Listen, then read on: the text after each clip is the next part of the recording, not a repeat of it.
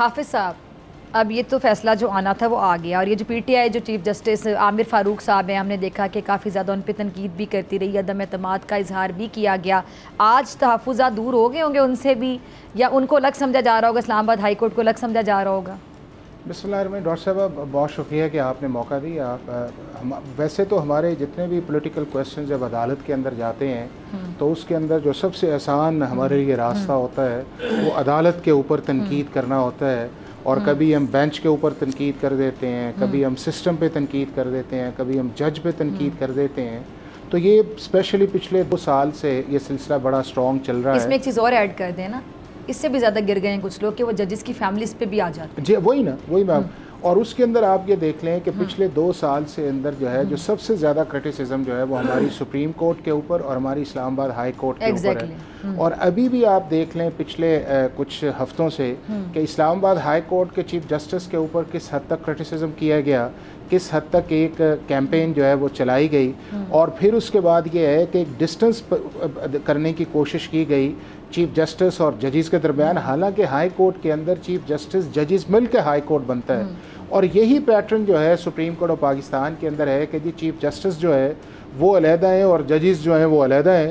اور یہ آپ روز اس چیز کو دیکھتے ہو. تو میرا خیال ہے کہ آج ایک امپریشن کم از کم یہ جو ہے اسے ختم کر دینا چاہیے کہ پاکستان کے اندر اگر عدالت نے فیصلہ کیا ہے تو اس عدالت کا فیصلہ جو ہے وہ ایک آزادانہ ان کی رائے اور جو ان کے میرٹس پہ اسے کیا ہے.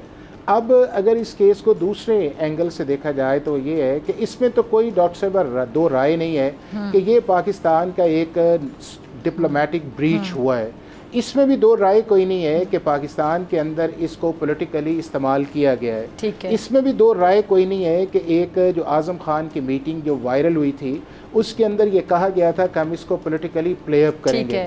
اس کے اندر بھی کوئی رائے نہیں ہے کہ اس کے پرنسپل سیکرٹری نے جو 164 کا اسٹیٹمنٹ دیا اس کے اندر بھی انہوں نے یہ کہا کہ میں نے انہیں دیا ہے اور وہ ابھی تک مجھے سائفر جو ہے ملا نہیں. تو ججز تک کیا وہ آڈیوز نہیں پہنچی تھی؟ سوال اٹھایا جا رہا ہے کیا وہ جو آڈیو تھی وہ ثبوت نہیں تھی؟ نہیں وہ نہیں گئی. دیکھا یہی تو ایک بات ہے کہ ایک ایسا کیس جو پاکستان کے اندر انپریسیڈنٹڈ تھا، پاکستان کی پولیٹیکل کانسٹیٹیوشن لیگل ہسٹری کے اندر آفیشیل سیکرٹ ایکٹ کہ آپ ایک پاکستان کے فارمر پرائم منسٹر کو چارج کر رہے ہیں کہ اس نے اوتھ کی وائلیشن کی ہے اور اس کی سزا جو ہے وہ 3 سال سے لے کے 14 سال تک ہو سکتی ہے.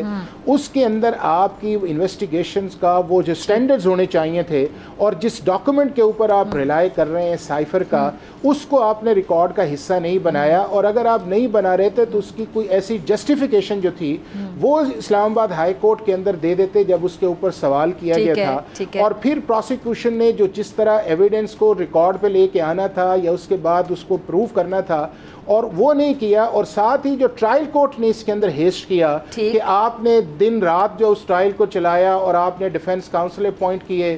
پھر 342 کی سٹیٹمنٹ کے اندر اگر وہ شخص کہتا ہے کہ میں نے کوئی ایویڈنس لانی ہے تو اسے موقع تو دیں.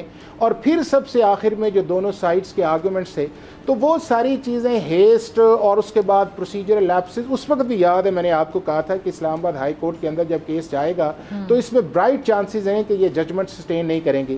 لیکن اب اس کیس کے اندر ایک اور جو بڑی چیز آئی ہے کہ اب اپیل سٹیج کے اوپر بھی اسلام آباد ہائی کورٹ نے ایک تو یہ ہے کہ پی ٹی آئی کے فارمر پرائم منسٹر جو تھے انہیں ایک آؤٹ آف ٹرن باری تو ان کی آئی ہے نا. اگر پاکستان کے اندر دوسرے جو کیسز آئیں تو اگر ان کی سزائیں یا اپیل لگتی ہیں سسپینڈ ہوتی ہیں تو ایک ٹائم لگتا ہے. تو اسلام آباد نے اس کو ٹیک اپ تو کیا.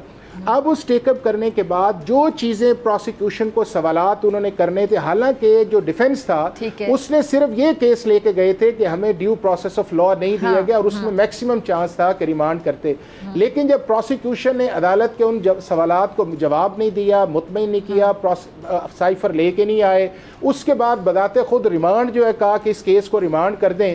تو جب آپ اپیل سٹیج کے اوپر اس ٹرائل کو ڈیفینڈ ہی نہیں کر سکے یا جب سوالات کے جواب نہیں دے سکے تو میرا خیال ہے کہ اس چیز کو ڈیفنس نے استعمال کیا اور وہ ایک ایسی چیز جس کو عدالت کو مطمئن کرنا چاہیے تھا اس کیس کے اندر، اس ایویڈنس کے اندر، اور وہ جو کنٹینٹس تھے کہ کس طرح اس سے پاکستان کو ڈپلومیٹک جو ہے اس کے اندر نقصان ہوا ہے، وہ سارا جو فیلئر تھا یہ بہت بڑا پروسیکیوشن کا فیلئر ہے، یہ بہت بڑا انویسٹیگیشن کا فیلئر ہے، اور میرا خیال یہ ہے کہ اس کو ری تھنک کرنا چاہیے. اور اگر آپ نے اس کیس کو سپریم کورٹ کے اندر لے کے جانا بھی ہے تو میرا بہت مشکل ہوگا، چونکہ آپ نے ایک سٹیج جو درمیان والی تھی کانسٹیٹیوشنل کورٹ کی اس کے اندر آپ بہت بری طرح فیل ہوئے ہیں، جس کا ایڈوانٹیج انہوں نے لیا ہے، اور سپریم کورٹ کی آلریڈی اس پہ ایک ججمنٹ بھی موجود ہے.